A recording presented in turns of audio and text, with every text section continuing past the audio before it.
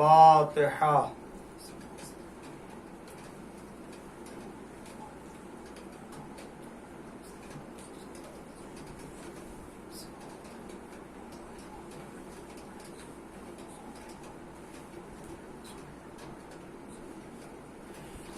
أعوذ بالله السميع العليم من الشيطان اللعين الرجيم.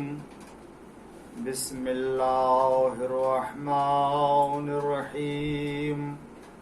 الحمد لله المعروف من غير رؤية، والخالق من غير منصبة. خلق الخلائق بقدرته واستعبد الأرباب بعزته، وسعد العظماء بجوده. والصلاة والسلام والتحية والإكرام على البشير النذير السراج المنير حبيب إله العالمين أبي القاسم محمد اللهم صل على محمد وعلى محمد وعلى آله الطيبين الطاهرين المعصومين المظلومين المنتخبين المنتجبين الغر الميامين الذين أذهب الله عنهم الرجس وطهرهم تطهيرا. اللهم صل على محمد وعلى محمد. لا سيما الإمام المبين بقية الله في الأرضين الحجة الثاني عشر والمهدي المنتظر عجل الله تعالى فرجه الشريف. اللهم لعن أول ظالم ظلم حق محمد وآل محمد، وآخر تابع له على ذلك. اللهم لعن العصابة التي جاهدت الحسين وشايعت وبايعت وتابعت على قتله. اللهم لعنهم جميعا. أما بعد، فقد قال الله الحكيم في قرآن الكريم وقوله الحق. بسم الله الرحمن الرحيم. يا أيها الذين آمنوا اتقوا الله وكونوا مع الصادقين. صلوات پڑھ دیجئے محمد وآل محمد پر. اللهم صل على محمد وعلى محمد.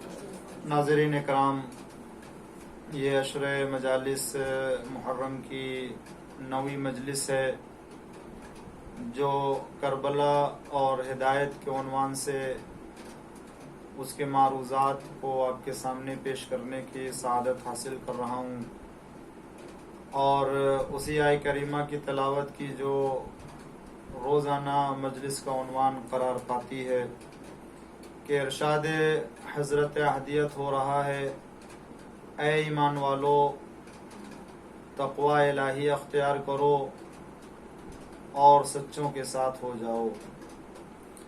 پروردگار عالم صاحبان ایمان کو اور جو صاحبان تقوی ہیں ان دونوں کو صادقین کے ساتھ رہنے اور صادقین کے ساتھ ہو جانے کی سفارش اور تاکید کر رہا ہے اور حکم دے رہا ہے: کونو، ہو جاؤ، مع الصادقین، سچوں کے ساتھ.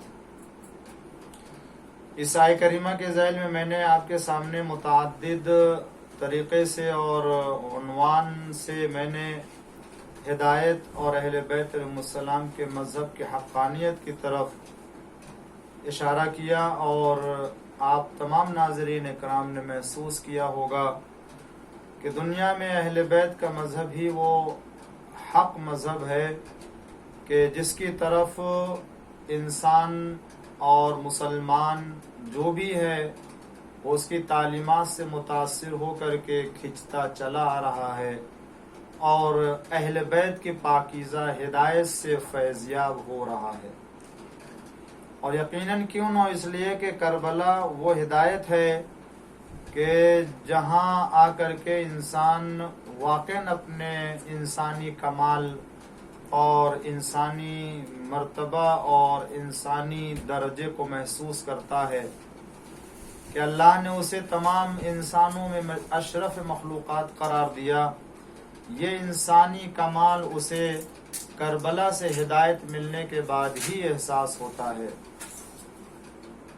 امام حسین علیہ السلام نے جو اپنی قربانی اور اپنے ساتھیوں کی قربانی کربلا کے میدان میں پیش کی ہے، یہ عالم انسانیت کی ہدایت کے لیے، عالم انسانیت کی رہنمائی کے لیے، تمام مخلوقات کی ہدایت کے لیے قربانی دی ہے.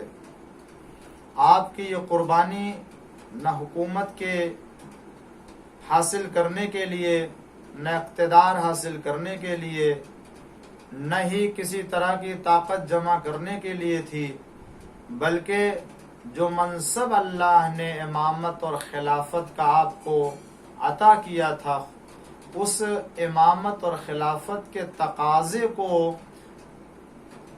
لوگوں کے سامنے پیش کرتے ہوئے اسلام کی حاکمیت اور نمائندے پروردگار کی حاکمیت کو انسانوں کے درمیان ثابت کر رہے تھے، اور کیا اور بتا دیا کہ اگر انسانیت کی رہنمائی کے لیے کوئی صلاحیت رکھتا ہے تو سوائے محمد اور آل محمد علیہ السلام کے کوئی دوسرا نہیں ہو سکتا ہے.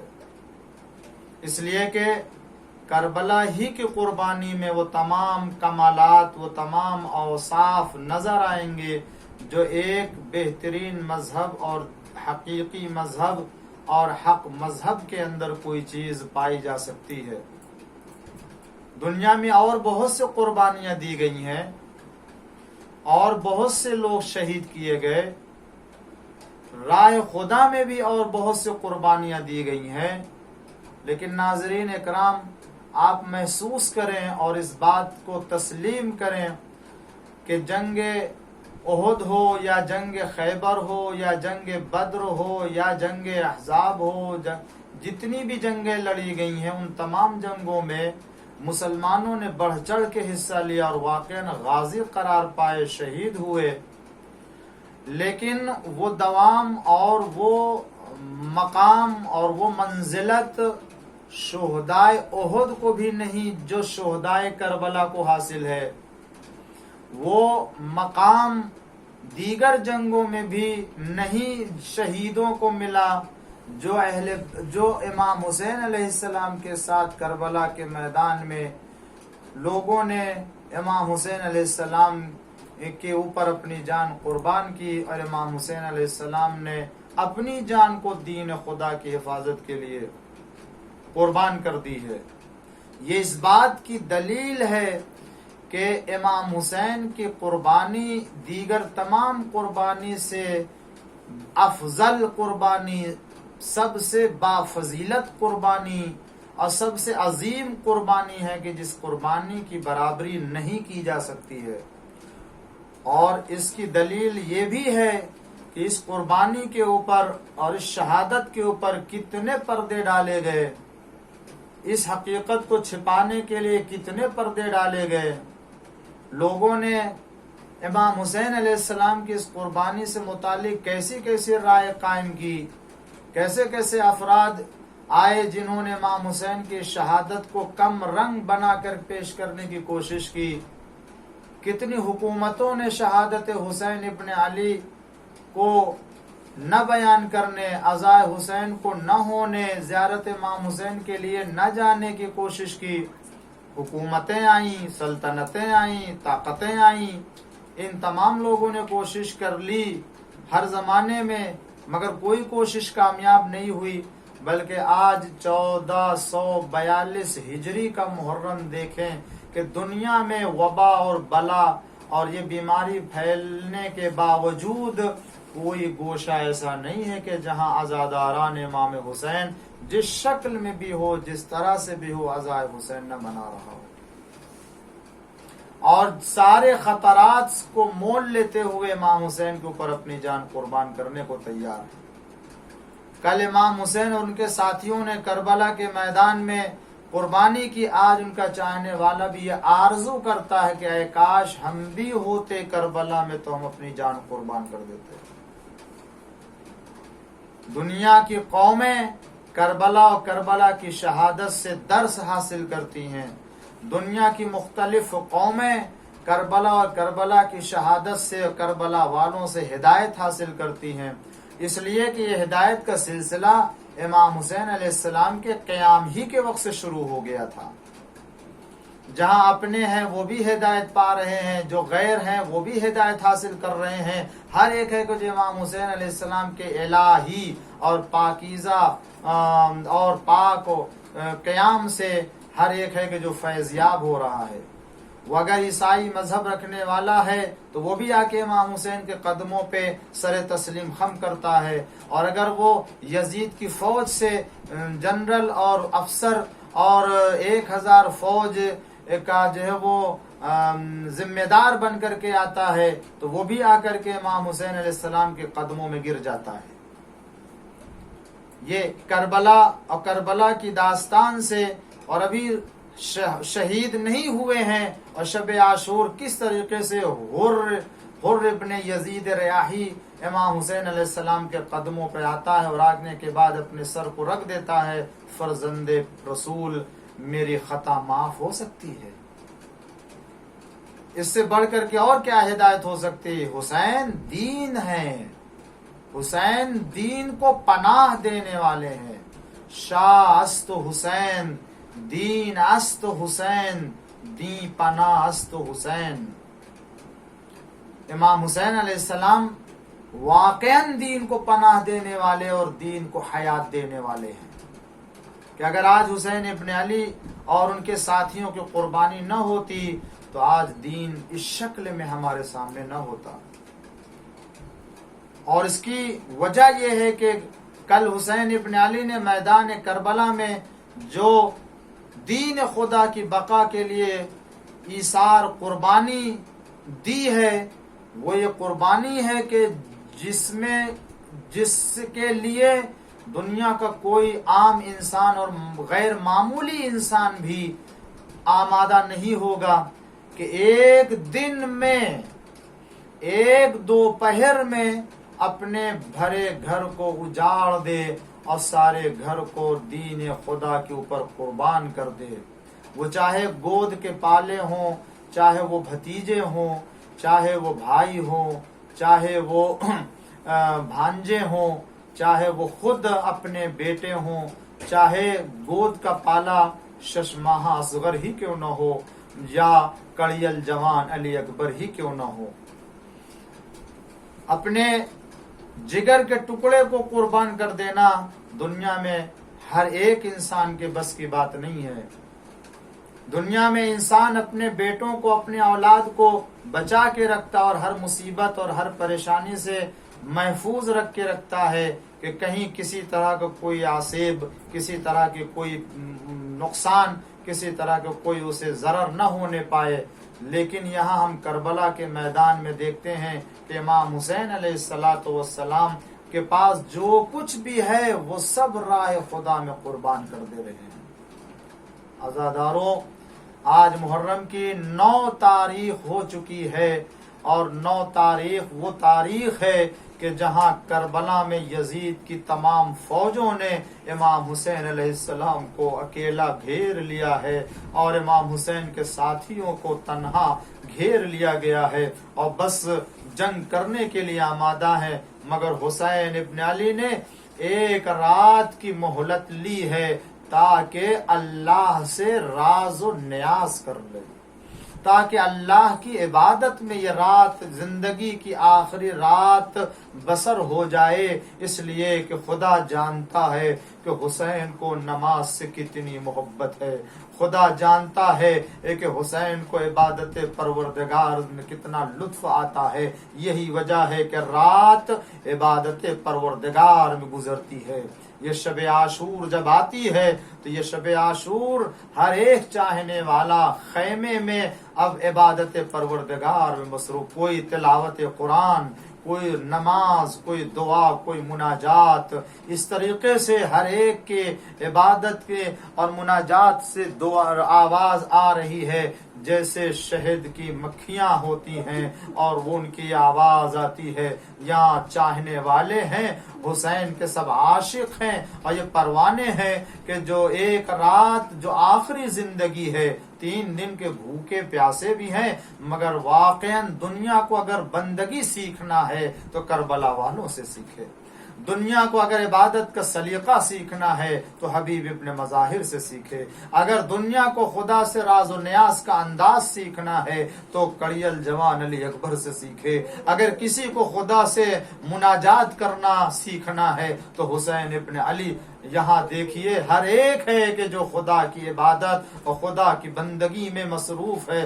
اللہ اکبر. یہ 3 دن کے بھوکے پیاسے ہیں مگر ایسا لگتا ہے کہ دنیا کی کوئی چیز انہیں تکلیف نہیں پہنچا رہی ہے، نہ کھانا نہ پانی. صرف ایک مقصد ہے کہ کل جنگ شروع ہو تو ہم سب سے پہلے اپنے آقا کے اوپر قربان ہو جائیں، ہم اپنے آقا کے اوپر اپنی جان قربان کر دے. بچے ہیں تو آمادہ ہیں، بوڑھے ہیں تو آمادہ ہیں، جوان ہے تو وہ آمادہ ہیں، عورت ہے تو وہ اپنے بچوں کو حوصلہ دے رہی ہے، اگر خاتون ہے تو وہ اپنے بچے کو حوصلہ دے رہی ہے، بڑے بچے ہیں تو ان کو تسلیاں دی جا رہی ہیں، چھوٹے بچے ہیں تو ان کو یہ سمجھایا جا رہا ہے کہ کل دیکھو جب رن پڑے تو تم سب سے بڑھ کر کے عزادارو.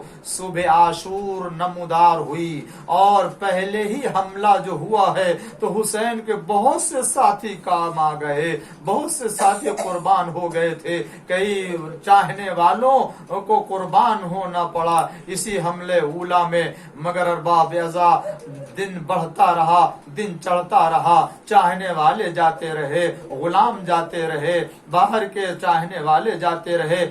باری آئی خاندان بنی ہاشم کی، کبھی اولاد عقیل جا رہے ہیں، کبھی مسلم کے بیٹے جا رہے ہیں، کبھی چاہنے والے کے علاوہ کوئی خاندان کا، اور کبھی مولا علی کے فرزند جا رہے ہیں. ہر ایک ہے مگر ایک مرتبہ حسین آواز دیتے ہیں بنیا تقدم، اے میرے بیٹے آگے بڑھو، اے میرے لال تم بھی اپنی جان قربان کرو. ہار باب ازا علی اکبر آتے ہیں بابا کی خدمت میں اور ایک مرتبہ فرماتے ہیں اے علی اکبر تم جا کے پہلے خیمے سے تو رخصت ہو لو، اس لیے کہ انہوں نے بڑی زحمتوں سے تمہیں پالا ہے. اکبر آتے ہیں خیمے کی طرف. کس خیمے میں؟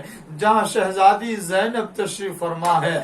آتے اور آنے کے بعد علی اکبر ایک مرتبہ سر جھکا کے کھڑے ہو جاتے ہیں. شہزادی زینب نے اکبر کو دیکھا، سر سے پیر تک دیکھنا شروع کیا. اکبر کس لیے آئے ہو؟ اکبر کس لیے آئے ہو؟ پھوپھی اماں مرنے کی اجازت دے دیجئے، مرنے کے میرا بابا نرغے آدھا میں اکیلا ہے، مجھے مرنے کی اجازت دے دیجئے. ایک مرتبہ فرماتی ہیں اکبر کیا میں نے اسی دن کے لیے تم کو پالا تھا؟ کیا میں نے تم کو اسی دن کے لیے پالا تھا کہ تم ہم سے آ کے مرنے کی اجازت لو؟ ہاں. ایک مرتبہ اکبر نے عجب جملہ کہا پھوپھی اماں اگر آپ مرنے کی اجازت نہیں دیتی تو نہ دیجئے، مجھے کوئی اعتراض نہیں ہے، مگر کل جب دادی نے محشر میں پوچھ لیا کہ میرا حسین عزیز تھا یا تمہارا اکبر، تو پھوپھی اماں آپ جواب دیجئے گا، میں تو خاموش رہوں گا. میں سننا تھا. شہزادی تڑپ گئی. فرمایا اے اکبر جاؤ، اکبر جاؤ، میں کئی اکبر اپنے بھائی حسین پر قربان کر سکتی ہوں، ایک اکبر کی بات نہیں.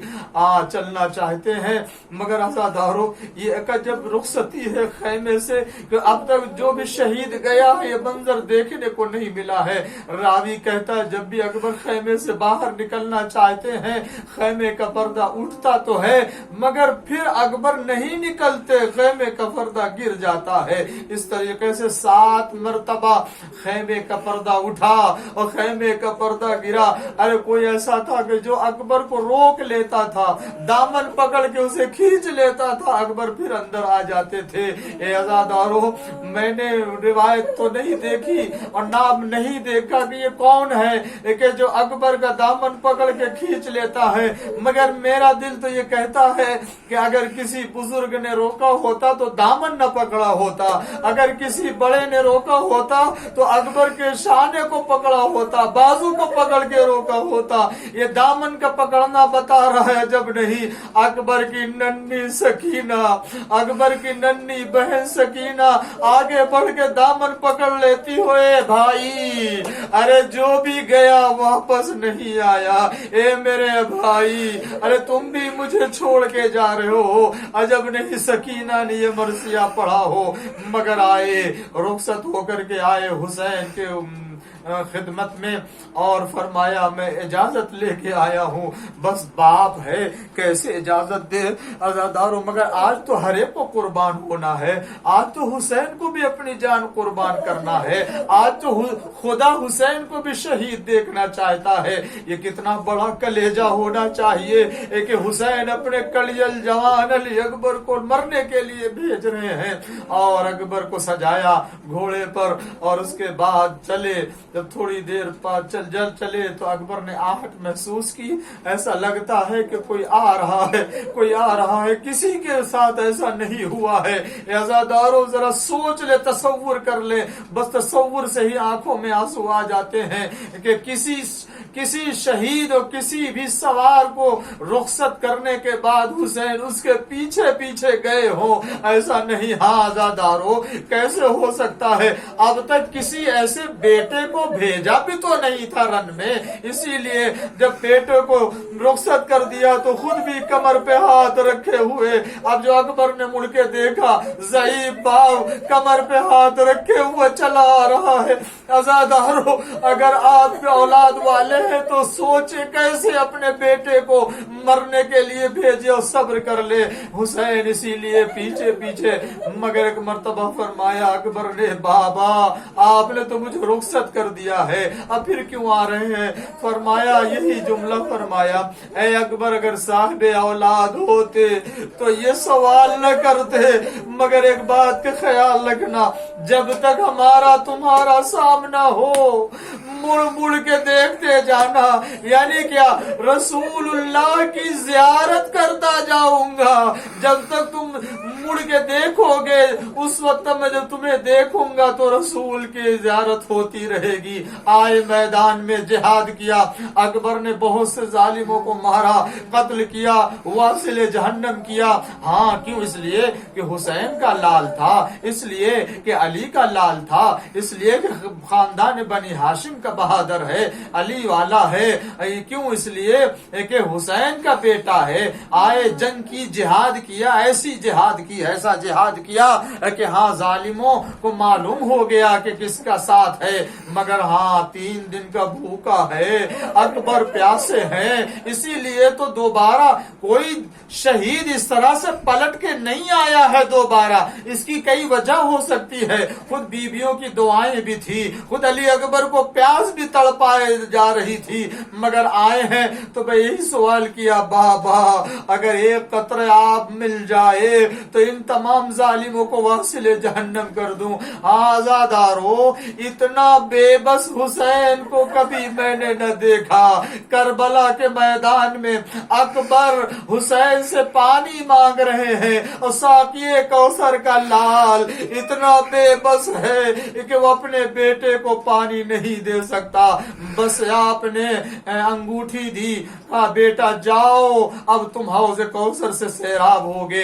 اکبر آئے میدان میں, پھر جہاد کیا.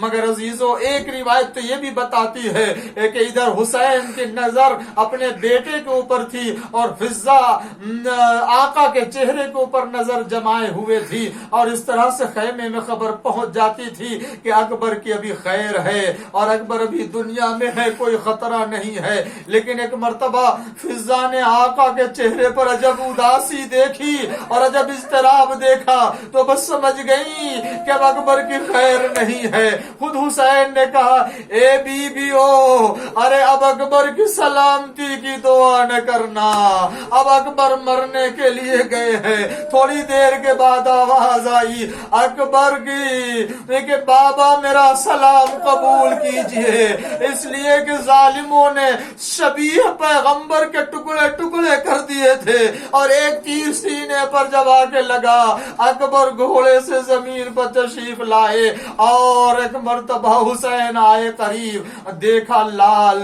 زمین میں ہے، خون میں نہایا ہوا ہے۔